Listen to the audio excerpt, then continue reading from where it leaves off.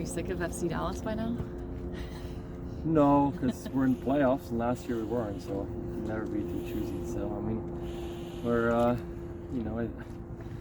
we kind of had a bit of a bummer of a result last game, but that was really the last time we could afford to do that. And from here on out, it's do or die really. So happy to be the playoffs. So but we're gonna have to bring it because they're a good side. Kellen mentioned patience is really important against this team. You guys have so many attackers, you have so many skills, I guess. Would you agree with that, being patient against FC Dallas? Yeah, I think the patience comes from the fact that we believe in our squad and our ability. He's absolutely right there. I would say that it also has to come with intensity too, though, right? Because we had patience in the last game, but we just started playing 10 minutes after everybody else did. So I think we're at home. We need to show that we have the quality, but from the first minute, from the first moment, kind of show that intent that we want to dictate, we want to go after it, and we're at home and we want to advance. You guys, that was one of the other pieces too, was wanting to kind of look back and see what you guys did tactically wrong to let go. Sorry, to allow some of those goals. So what did you see, or what did you kind of fix going into the Dallas game? Yeah, I mean, first and foremost, I would say it is just the intensity. I think we should have been. I think we were aware that they were going to come out swinging from the first minute, and we were expecting that, but we weren't able to match it. So I think that's the ultimately the first thing, because you have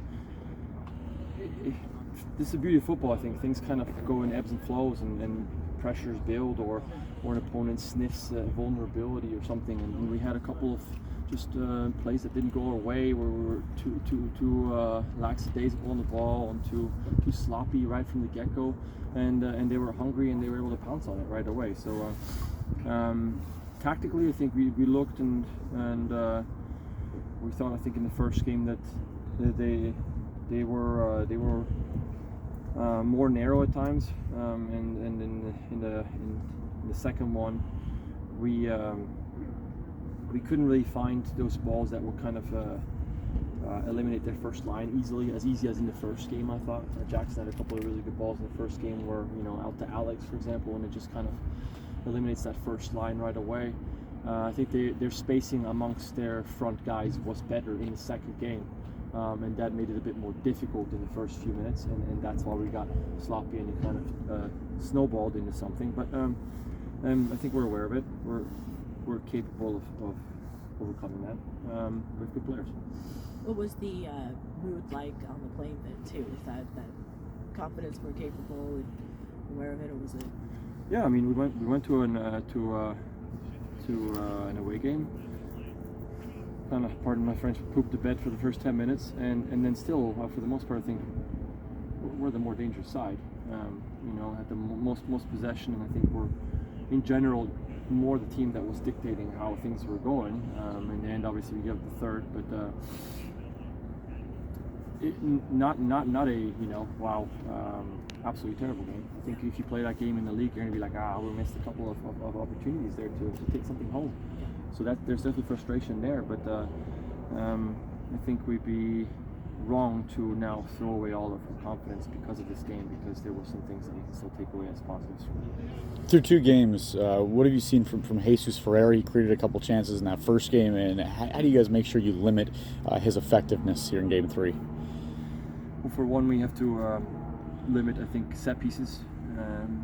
Before this series even started, we knew that they were good on set pieces. They had Velasco on the ball and Ferreira, and both of them very, very good on set pieces. Now they lose one of them, they're still very, very dangerous in set pieces. So we have to eliminate that. I think Tafari's done well. They're obviously targeting him on wider free kicks or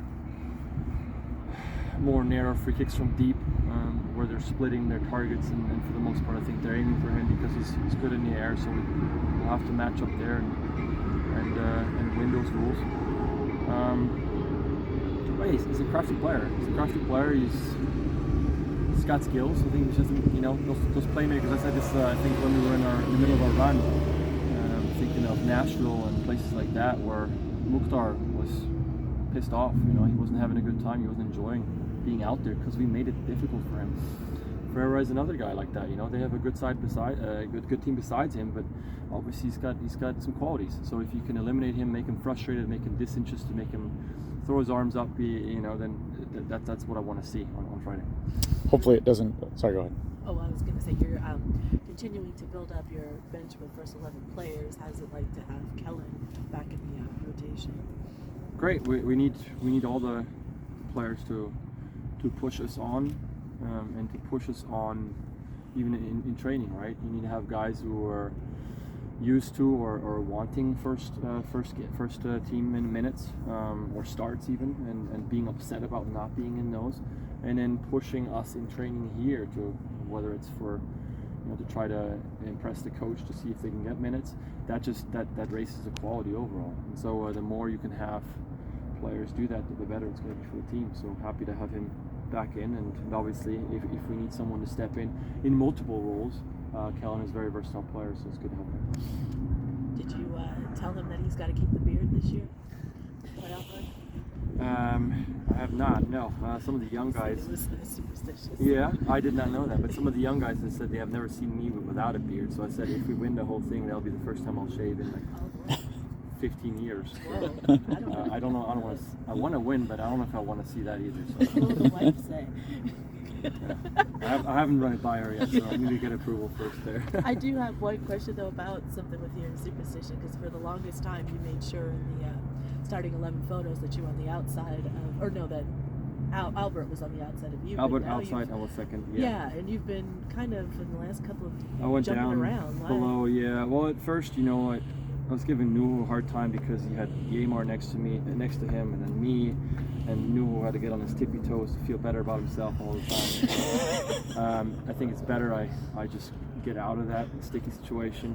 But no, it just started because we had too many guys on the top row, and there was not enough on the bottom. And yeah, you're right. I don't think I've ever seen a goalkeeper on the bottom, but I was like, what the heck, I'll go down because it doesn't really matter where I'm at. And that's what we're doing. It loosens, yeah. You know what? Albert's chuckling behind me all the time, and I think it's important sometimes to be ready, but also to be loose, to be I don't know, in the moment, enjoy being in the moment, but being sharp. And hopefully that kind of strikes that. Both these teams' backs against the wall, but you guys have home field advantage. Just how much more confident does that make you guys? Yeah, this is. I mean, I don't know if we'll see going forward whether this playoff format with the first round is how they want to keep it. It was a last minute, I feel like, change, and I don't know, the verdict's still out and whether this is the right thing or not. But ultimately, it's led us to what I think the way it should be, which is the higher seed gets rewarded with the home field advantage, and it's a do or die game, and that's about as much of an advantage as you can hope for. Having said that, it's again, I still think in our sport, that's the beauty of it. Any team can win at any given moment at any venue, so you can't take anybody lightly. Some teams even, if they love being in that underdog kind of mode. We have nothing to lose. We're going to Seattle. We'll bring it. We'll make them sweat it. So we're expecting them to kind of feel that way. Take advantage of the opportunity.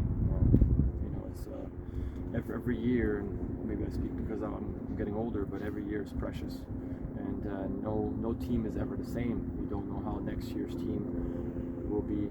Which players will retire or will move on or whatever.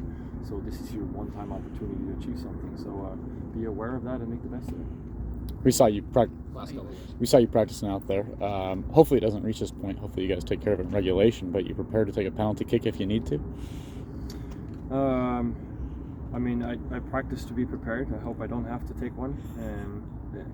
We've been practicing for the last 2.5 weeks, 3 weeks. So I'm not a big fan of PKs.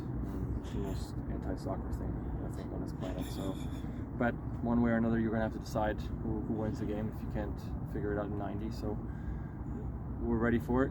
Hopefully I can save one or deter a shooter so that I don't have to be one of the later ones to shoot. But I'd like to take care of business in the 90 beforehand. How would you like to end a soccer game if you were in charge? I don't know. I feel like soccer is so much about fluidity and doing things together, and you're now turning it into a set play where you're dividing a team. So it's just, I don't have the answer.